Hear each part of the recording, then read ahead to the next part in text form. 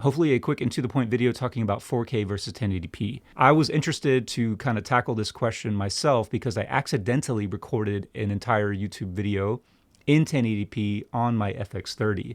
And it wasn't until I was editing the video that I realized something was off because it looked like it was out of focus. That's how bad the 1080p coming out of the FX30 is, in my opinion anyway, that I actually thought that the camera had missed focus. And I'm going to show you some footage. I shot a couple of clips on the FX30, on the DJI Osmo Pocket 3, and on my Sony a7S in 1080p and 4K. I'll show you those sample clips kind of back to back, and then we'll do some side-by-side comparisons so you can see the differences between 1080p and 4K on those cameras individually and then in comparison with all three cameras. All this footage that I shot, I haven't done anything to it in post other than just take it from a log format and transform it into Rec. 709. So this is not about like how does the shot look necessarily. It's just about trying to compare 4K and 1080p and not try to make one look better or worse than it does straight out of camera. Starting with the a7S III, the 1080p quality is very good because I think it's doing a straight downsample from 4K or 4.2K into 1080p. So while of course there's a loss in detail and sharpness, the footage is still clean, crisp, and without any weird artifacts. Meanwhile, on the FX30, the issue is how is it getting rid of all the extra pixels, starting with around 6K's worth of pixels that it has to get down to less than 2K. So instead of doing a straight downsample, it has to line skip or pixel bin, which basically means throwing away information and then averaging out the remainder.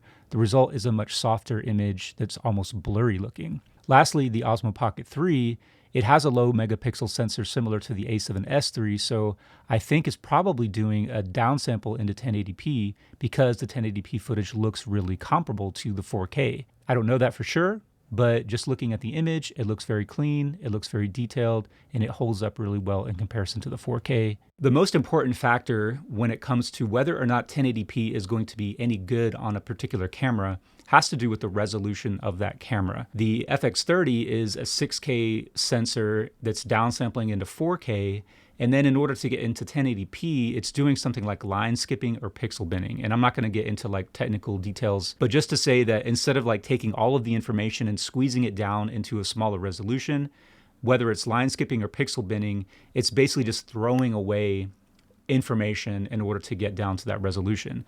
And that's why the 1080p and the FX30 looks really soft, so much so that I thought it was out of focus. It also has like some weird artifacts. If you have like tight patterns or maybe lines or something in your footage, you'll be able to see this kind of like shimmery aspect to it. And that would be another artifact that would be kind of a dead giveaway that you're seeing less than optimal footage. On the a7S III, in contrast, it's coming from a much lower resolution or starting from a much lower resolution of about 10 megapixels in video.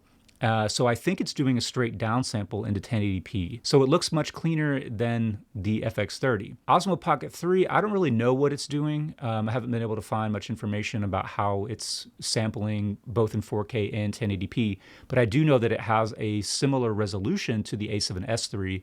So my assumption would be that it would also be downsampling, but I'm not 100% sure. The resulting image out of both the DJI Osmo Pocket 3 and the a7S III in 1080p is miles better than the 1080p in the FX30. The image is softer. It's not like you're going to cheat the system somehow. Shooting in 1080p is never going to look as crisp, as sharp, and as detailed as shooting in 4K, obviously, right? But you don't want to have that extra penalty, all those extra artifacts that you're going to get from something like the FX30. And number two is like, basically, how are people going to view the content? So I've been looking at it on my 32-inch 1440p monitor, not super high res for a 32-inch monitor. And I've been looking at the footage also on my 48-inch 4K television. It's funny because if you sit about 6 to 7 feet away from the 4K TV, the 1080p footage at full screen looks pretty good. It's not really until you can compare like back to back 1080 to 4K that you can really notice that the 1080p is less sharp and less detailed than the 4K. So that's the other thing is like if you view it in isolation and you're not A/B comparing one to the other, the 1080p footage is going to look just fine. And then also the smaller the screen that you're going to be looking at it on, like if you go down to a laptop screen and then down to a smartphone screen, then all of the differences are going to be lost in that screen size. So that's the other major component of this. How big is the screen? How big is the window that they're looking at it on?